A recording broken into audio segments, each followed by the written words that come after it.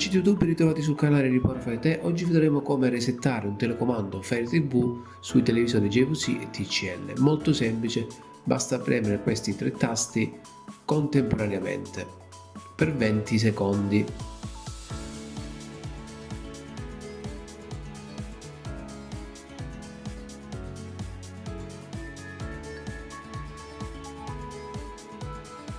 In questa fase puntiamo il telecomando verso il televisore.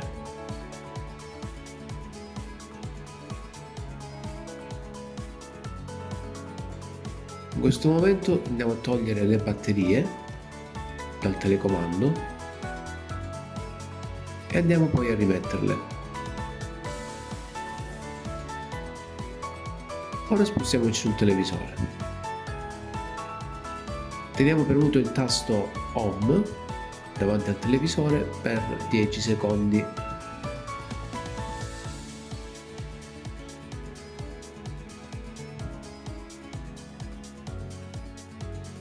Fatto questo, il nostro telecomando sarà di nuovo sincronizzato con il nostro televisore JVC o TCL. Se vi è piaciuto il video lasciate un like, iscrivetevi al canale e ci vediamo al prossimo tutorial.